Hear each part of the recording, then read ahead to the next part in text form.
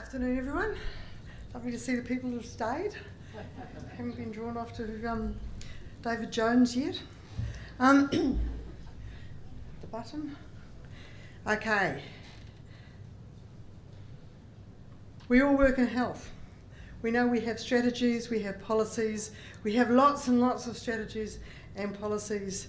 However, some of us believe that another policy or a strategy actually isn't probably going to change the world.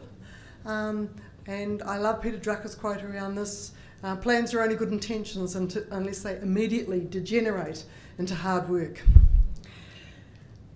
We've heard today heaps about new ways of organising, new ways of kind of working through collaboration with mergers, with partnerships and alliances, and that kind of underlying theme that we're moving away from organising around interest groups to organising around the emerging whole. And this whole idea of connection. I mean, I don't know how many of you wrote on your little pieces of paper, you're going to connect more or collaborate better. I bet you heaps of you did. I did. So it's this whole new way of thinking that we're kind of moving into. I want to talk a little bit about disruption. Disruption as a way of changing or disrupting the existing environment. Clay Christensen sort of started coining this term in about 1995, and it was kind of ignored a bit by the health environment, but increasingly we're seeing the disruption. And when people talk about it in health, they inevitably talk about IT or communications or apps or whatever. I want to talk about disruption from the perspective of what we can do and how we might do some of that thing. Disruption usually sneaks in. It sneaks in from the bottom. We've been doing some work over the last little while around thinking about how we apply that new way of thinking, new collaboration, into some working with some of the wicked problems that we're trying to work with. NZ Navigator. Who's heard about NZ Navigator? Great. Who's actually completed an NZ Navigator evaluation? Whoa. The rest of you need to. NZ Navigator has been supported by the NGO Council as an example of the NGO sector taking back its own kind of power around knowing ourselves better. Equally well, I'm going to talk about today another piece of work we're playing with at the moment in an attempt to transform the mental health and addiction system in New Zealand. Just on the third thing we'll do, is on track. But I want to talk about Equally Well. Equally Well essentially is a collaboration of people and organisations who are taking some action together and independently to improve health outcomes. That's the definitional thing. And the reason why is because there are higher rates of physical health conditions with people with experience of mental illness and addictions. And it's not what you think. These are ordinary. These are chronic health conditions that have nothing to do with their mental health. Things like oral health, cardiovascular disease, obesity, diabetes, a whole lot of things that there are a whole lot of organisations and specialists who work in that field. And for some reason, and we know some of the reasons, if you live with a mental health diagnosis, you don't get into those health systems. Equally Well came about from a group of people sitting around a meeting and saying they had been to too many funerals. They had been to too many funerals of the people that were using their services, and those people were the same age as they were. What was happening? So again, we had lots of anecdotal stories about what was happening. We didn't have any evidence. So with our colleagues from Te Pou, we set out to find the New Zealand evidence that would substantiate what we were seeing. And we also began to think about this piece of work by using some of the new thinking about collaboration, because we knew that we couldn't solve it the way we've been doing it in the past. For whatever reasons, some of the things were getting in the way. So we looked at some of the material around, what is making social change these days, the idea of building networks using the crowd and using evidence. So the evidence that was collected was salutary. And I don't want to live in a country where one group of people are going to be dying 25 years earlier because they have a mental health issue. I think some of the health disparities in our country are embarrassing and are something that we all should be shocked into doing some action around. One of the things that came across was one of the most prevalent things that people were dying of was cancer and cardiovascular disease. The prevalence of cancer is no different from the rest of the population, what was happening. We knew that there were some of the drivers that behind some of this were some of the systemic issues. So the separation of heads and bodies, you know, and the two don't actually meet. You go to a hospital and you can be in hospital in an acute psychiatric or in a long-term psychiatric service and not be harassed by a doctor for a smear test. Any woman going into a GP in New Zealand, that's the first thing they ask you. So how does that happen? Workforce issues. Many practitioners have become so incredibly good at being narrow about what they're doing and forgetting about the whole of life. We talk about holistic medicine, we talk about holistic health, and we kind of sometimes fail to do it. There was also a question there of possible stigma from health professionals. Exposure to risks. This is a client group that has higher levels of smoking. Smoking used to be used as a form of reward in some of the long-term institutions that we had. Higher levels of obesity, often as a side effect of medication. Again, I think your program is really great, and I can see some synergies here. I mean, most people who are described antipsychotics are not. The prescribing clinician doesn't say, would you like 20 kgs with that? Because that's inevitably what will happen. And the socio-economic status of people. We know that people have a higher rate of unemployment. We met this guy in our travels, Captain Obvious. And so we realised that tackling the challenge of improving the physical health of people with experience of mental illness and addiction meant engaging the whole of the health system. And these are people we didn't talk to. We never talked to ophthalmologists or people that did heart disease. We did mental health. So again, you know, we had to learn that we've got to have some different kind of conversations. So again, we, using some of that thinking, decided that we needed to build a consensus. So we had a consensus statement, and we touted around getting people to sign this consensus statement. And in that process, beginning to grow and build our network, finding out who's interested and who's concerned.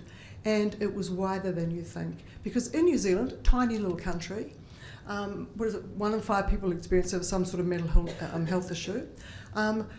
It's either in your family or someone in your family knows someone. So actually people do care. It's just they've never kind of thought about it before. This is the number of organisations last week that have signed up to the consensus statement. And Kiriana, I was just checking as I come here, I can't see the Ministry of Health there. Perhaps that's something we can sort out? Yeah, down, it'll be there next week. Again, these are organisations, if your organisation is not there and you'd like it to be there, as an organisation supporting this work, please feel free. Equally, you will notice on this, you won't because you probably can't see the damn thing, but you'll notice on there that there are some Australian mental health commissions supporting this work. So this is actually international stuff. This is actually our international concern. So we've been using the crowd. So we've been using the crowd to get evidence. In New Zealand, one of the things we know, we don't have these kind of like big foundations, say like that King's Fund and things like that, who will do this work or do the research. So but we did know that most New Zealanders go and do some study somewhere. And so they'll have done their assignments or their degree or their whatever on perhaps some aspect of physical health and mental health. And they've stuffed the results under their desk or whatever, under their bed. And one of the things that we use, I didn't know about research, and so it's great to be following two academics, that there's this thing called grey literature. So what we did is we just put it out and said, has anyone done anything about this? Does anyone know anything? What happened was we had a flood of people. Some of it were just great ideas. Well, we saw we did a field trip to England and we saw this great idea and we swiped it and we rubbed off their logo and put ours, you know. Things like that, you know, that was it, number 8 wire. But also, we also found some academics who were doing this work. We didn't know them, so we actually found some awesome people. So we're finding the New Zealand experts in this space. And again, academics and researchers love it when you use their information and their evidence, because they're out there beavering, doing this stuff. And then people who can put it to use, they think that's really cool. We also begin to target the evidence. So for instance, we went and had some conversations with the Heart Foundation and said, do you know? And begin to give them some data that said, no, we didn't actually. And we've never thought about that. And perhaps we've got issues about stigma in our organisation. Primary care should be the go-to place for issues of physical health for people with experience of mental illness. We decided to also that we had to not only find the crowd, but we had to use them and we had to keep them growing and keep growing this crowd. So to do that, we actually have been using Lumio. Lumio is an online participatory tool that enables people to stay connected. There's 250 users of Lumio on the Equally Well network at the moment.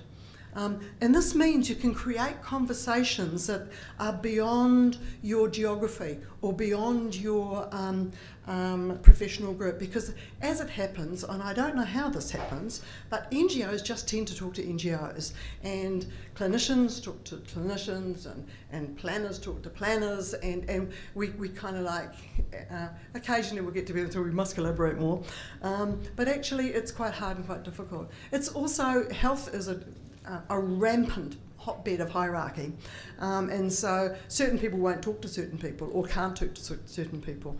But with Lumio, it's this kind of flat space, so you don't even know who you're talking to sometimes. We know their name, but and it's been phenomenal in terms of breaking down some of those barriers.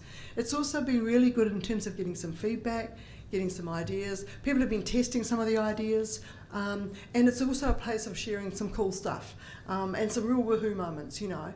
And it's also really good for having a rave because there's someone who will listen and they'll give you a bit of feedback. And this is a wee screenshot of the discussions that are going on at the moment.